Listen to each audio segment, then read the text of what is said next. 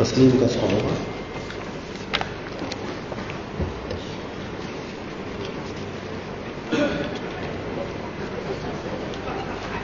Empat. Empat.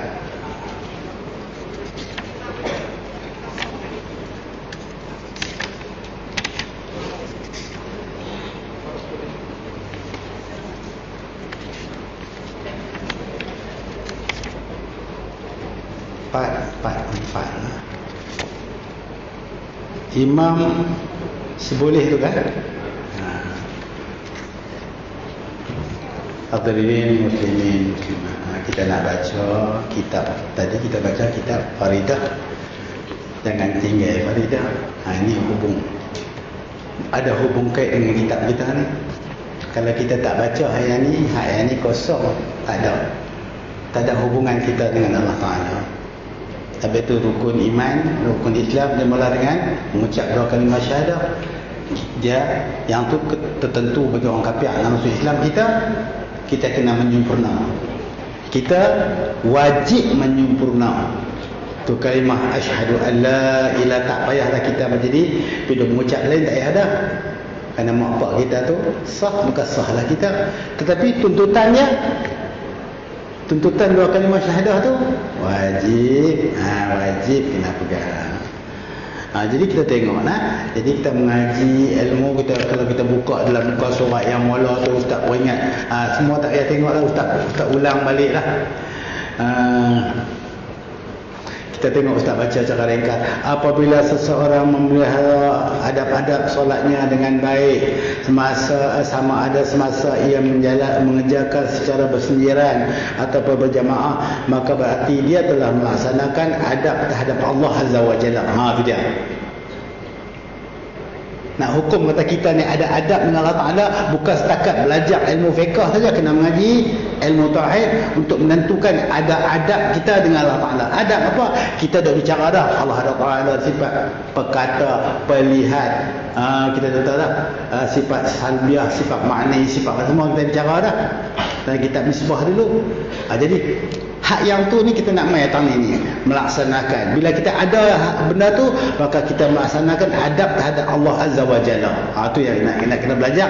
Perkara-perkara ni tu dia dalam kitab kita dalam memelihara adab kita nak semayang. Jadi kalau kita tak bicara kitab ni, kita semayang saja. Semayang tu kita tengok, dah maaf lah ustaz nak tolong beringat, tapi tak apalah, boleh juga, boleh, tapi adab kita jaga. Baik orang perempuan, alhamdulillah kebanyakan ustaz tengok semua cukup lengkap nak semayang. Kalau kadang-kadang kita terlupa bawa sejadah ke apa di masjid, tapi dia beli masjid ada siap untuk orang perempuan. Tetapi yang saya rasa sikit tentang orang lelaki, minta maaf lah. Saya daripada muda duk mengaji sampailah ini pakaian semayang saya. Yang ni sikit dengan kepiah saja.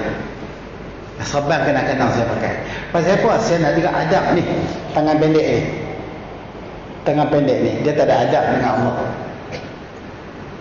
Dia tangan ni. Contoh kita kata. Perdana Menteri Muhyiddin. Dia nak main rumah kita. Adakah kita nak pakai baju tangan pendek ni? Ataupun Agung nak main rumah kita? Agung tu manusia macam kita juga. Manusia biasa macam kita. Kita pakai baju tangan pendek, kita pakai seluar pendek, pergi jumpa Agung boleh tak? Boleh tak kat sini? Dulu kita punya YB kita sini, dia nak main di rumah, pakai baju tangan pendek, pakai seluar pendek. Elok tak? Tak ada adab kita dengan Muhyiddin, tak ada adab kita dengan Agung.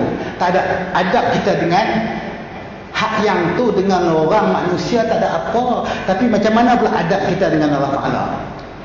Tentukan pakaian kita bagi elok. Ni, bukan upedin. Tak apa lah, tak ada jubah macam ustaz, pakai baju tangan pendek. Pakai baju tangan pendek. Tutup elok. Seluar kita elok. Tak ni. Walaupun kita kata, kalau dia semayang elok tu, dia dapat kita kata 7 pahala. Pada rakaat dapat 7 kebaikan.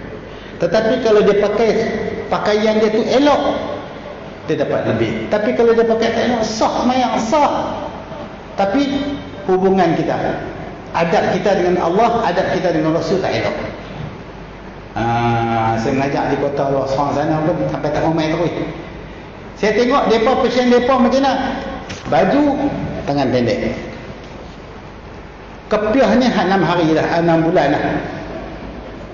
Berapa lama 3-4-5 tahun dah pakai. Kod kata ni tak ada. Dia pakai ikut dan lah. Kadang-kadang pakai seluar. Seluar urgent kita boleh pakai. Pergi tak mana tahu nak, tak apa dah. Tapi kawan saya nak cik main kat sini. Ya, dia tak main. Duduk di duduk mengaji kat saya. Dia kami berjalan di mana pun dia tetap pakai baju, pakai elok. Dia tak pakai seluar pendek. Seluar Allah kerat dia tak pakai. Dia kata apa saya buat lagu tu? Malu kat Tuhan. Kalau topi lah kepak ada Cina tu nama apa Cina tu?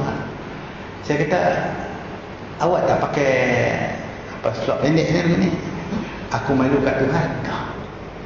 Cina ke Abun mana dia? Aku tak mau je.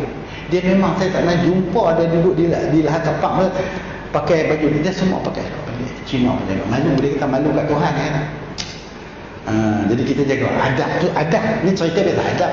Orang yang tinggal adab ni sah dah solat sah. Tapi kita nak adab kita dengan Allah Ta'ala terbaik. Di dunia ni kita nak terbaik dengan suami, isteri, dengan kawan nak terbaik. RM2 pun nak terbaik. Macam mana pula kita berdepan dengan Allah Ta'ala esok, dekat nak mati? Satu bab. Di akhirat esok Tuhan nak terima kita sebagai hamba dia yang terbaik. Kita tak mau sakit Tuhan terima kita hamba dia yang tak terbaik. Wal'iyadzubillah, takut kita duduk. Jadi kita buatlah sekadar yang kita mampu. Pergilah kedai, belilah baju bagi ada ni elok-elok. Tak sepertinya jubah macam ustaz nak beli, bagi ada adab. Baju seluar ni bagi elok. Tak ada masalah. Tak kira lah seluar. Kadang-kadang kepala kepiah ni warna tak ada masalah. Saya bagi saya warna. Kata saya pakai warna hijau, betul dia kata saya macam PH buat saya. Ustaz mana buat? Baik, kita tengok. Ustaz baca lagi.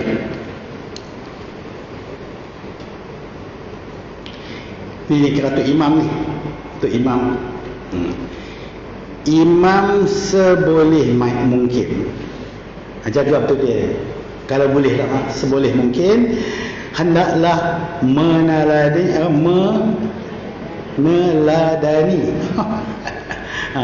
tirulah cara Rasulullah sallallahu alaihi wasallam, ikut tiru macam mana Nabi pakai. Tu imam. Makmum tak boleh okeylah kan. Berjemaah dengan para sahabatnya, sahabat Nabi sembahyang berjemaah, nak jaga adab. Sembahyang di rumah sah tak? Sah je kan, kata tak sah. Tapi Nabi suka main berjemaah, kita pun nak ikut. Main di masjid. Apabila ternyata para jemaah ramai jemaah, dan dia terdiri daripada berbagai golongan seperti orang tua, kanak-kanak, perempuan yang mempunyai anak kecil, dan orang yang mempunyai urusan, maka imam hendaklah meringankan bacaan dan meringankan sembahyang dia. Ambil tangtu dulu. Kita ni sembahyang, kita kena tengok. Kalau ustaz tu mengajak mana-mana tempat pula, ustaz tengok jemaah tu kadang-kadang main macam ustaz, kadang-kadang hatua tu, kadang-kadang tak boleh nak panggil, macam-macam kita tengok. Kadang-kadang orang perempuan baru kita nak main, nak balik ada masalah. Maka apa yang saya baca, qul ya qul wallah, cukup kesiannya jaga jemaah tu. Orang tu imam tu dia ada adabnya. Bayangkan surah tu, baca surah berjela-jela, orang di belakang ni macam mana? Ada juga orang mufarakah. Maka tak elok. Kita tu imam dia tilik tengok orang di belakang ni macam mana. Kalau umak lagu ni korang kat sikit, qul ya qul huwallahu ma madailah. Kalau kita baca Aisyah, baca alam nasyrah cukup dah. Wan qul huwallahu, pendek, memadai. Tak payah duk mengada-ngada kadang-kadang baca surah berjela-jela. Kita sampai nak ngetah. Buat sekadar yang kita boleh. Tengok dulu. Nak semayang, tengok dulu jemaah tu macam mana. Tengok orang lagunya tak apa. Kalau kita tengok sama kita baca lebih panjang sikit, baca surah lebih cantik sikit. Tengok.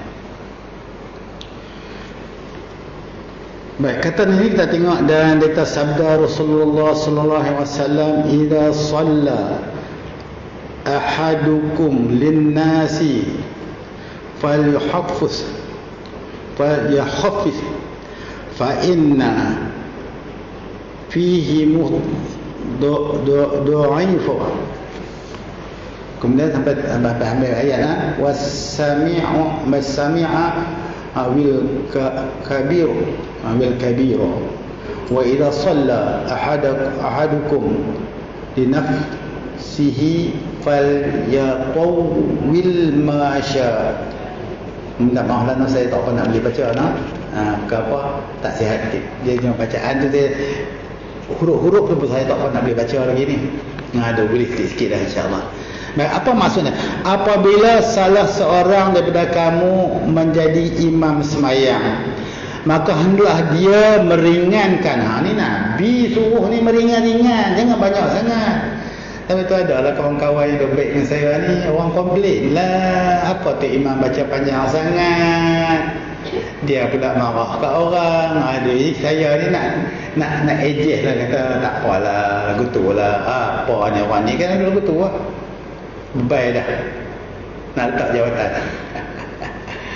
Ni kes kami lah. Orang tu imam ni, dia nak jadi imam pada mengaji, tengok. Apabila salah seorang daripada kamu menjadi imam sembahyang, maka hendaklah dia meringankan dengan mengamalkan bacaan sembahyang yang pendek. Bila orang komplain lagi bunyilah macam-macam. Bodoh. Kita sembahyang dengan Tuhan, bagilah lama sikit, macam-macam lah bunyi. Kemudian saya macam mana? Tak apalah, lagu tu lah. Kerana sesungguhnya kalau perangai dia tu baca panjang, kerana sesungguhnya dia di kalangan para jemaah, kerana sesungguhnya di kalangan para jemaah itu ada orang yang lemah. Ni macam ustaz, macam Pak Daud, tak apalah dia kemai, lemah, dan orang yang sakit serta orang tua. Kena ambil kira tu. Dan sebaliknya, apabila salah seorang daripada kamu semayang bersendirian, maka bolehlah dia memanjangkan semayang seorang-seorang, baca bagi banyak-banyak. Tabarakalladzi biyadihil mulk, baca panjang-panjang. Ayat kursi ke ayat bangku ke panjang kalau kita seorang-seorang. Kalau kita tu imam berjemaah, baca bagi ringkas-ringkas. Tak usah panjang sangat. Dan dia kata sini dalam bersendirian, maka hendaklah ia memanjangkan bacaan sembahyangnya menurut yang dikendakinya. Ikutlah. Nak buat macam mana, baca lah. Saya ni lagi satu nak pesan, kalau kita di rumah, bila kita sembahyang tu kita rokok Subhana Rabbiyal Azim wa bihamdi. Kita baca sekali, 2 kali, 3 kali, 4 kali, 5 kali, 6 kali, 7 kali. Terbaik, tuan-tuan. Tapi seorang-seorang dengan minim tak boleh. Seorang-seorang. Saya baca 7. Sujud 7. Allah mau ada kelebihan dia. Ada kelebihan dia. Baca tu. Bayangkanlah bila kita rokok, kita baca apa? Subhana Rabbiyal Azim wa bihamdi. Cuma baca bagi elok. Subhana Rabbiyal Subhana Rabb. Jangan baca Subhana Rabbiyal Azim. Haram. Tak batal, haram. Lari hukum tajwid. Dia kena baca Subhana Rabbiyal Azim wa bihamdi. Kalau dia nak mati, Subhana Rabbiyal Azim mati wa bihamdi. Mati dulu. Ni Subhana Rabbiyal Azim wa bihamdi. Subhanallah. Tak ada. Kita nak kontak adab kita dengan Allah. Kita nak sebut apa? Maha suci Tuhanku yang maha agung dengan sifat-sifat keagungannya. Subhana rabbiyal a'la. Rabb tarik lain syadah. Subhana rabbiyal azim nanti wa bihamdi. Sambung terbaik. Subhana rabbiyal azim wa bihamdi. Berapa? Seorang-seorang 7. Berjamaah 3. Lebih makro. Kita dah bersujud. Subhana rabbiyal a'la. Subhana rabbiyal a'la wa bihamdi. Subhana rabbiyal a'la wa bihamdi. Baca bagi elok. Ada kelebihannya nah. Okey, saya baca sikit lagi. Bagi makmum pula janganlah berdiri di belakang saf berseorangan diri. Ini tengok. Bagi makmum pula janganlah berdiri mayang diri di belakang saf-saf seseorang diri. Dia hendaklah masuk ke dalam saf, duduk jauh-jauh, duduk saf. Jangan duduk sembahyang seorang-seorang. Ada orang begitu, tu imam dia duduk orang ni. Dua orang dia duduk ujung tu. Kita mai dekat. Ni tu imam, kita mai duduk ni. Ambil belah tu. Jangan main belah ni. Makro. Begini. Begitu. Baru kenal Dan hendaklah masuk ke dalam saf jika ada kekosongan. Jika tiada kekosongan, maka dia hendaklah bertakbiratul ihram di belakang saf. Nak angkat tak Allahu Akbar bagi orang dengar, ataupun kita angkat dulu. Kita ni kalau orang ada orang tu begini, kita Allahu Akbar. Kemudian baru kita sentuh. Jangan kita sentuh baru kita angkat. Tak boleh.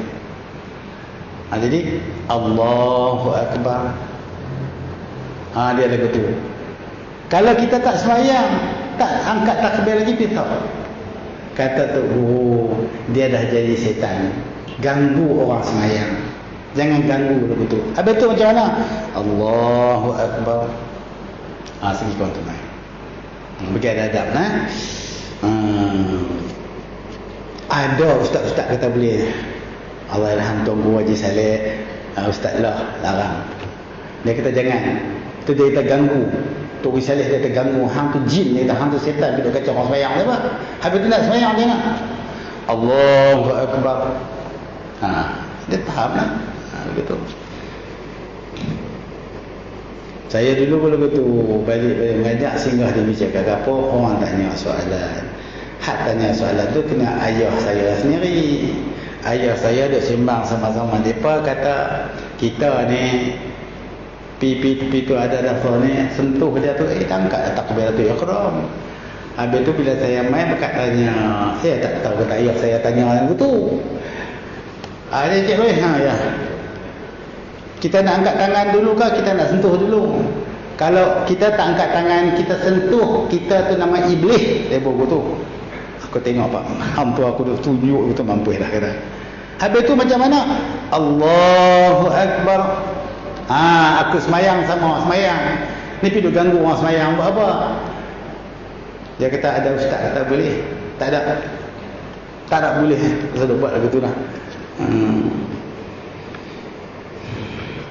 Ya.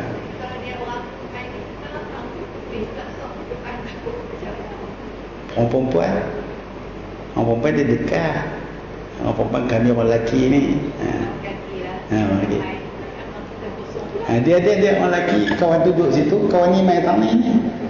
Sentuh dia kostan sikit, bagi sama. Orang ni duduk sini. Habis dia duduk jauh kan, duduk sini kan, dia langkah sikit bagi rapat. Covid tak boleh lah, duduk jauh sikit. Penyakit ni kena jaga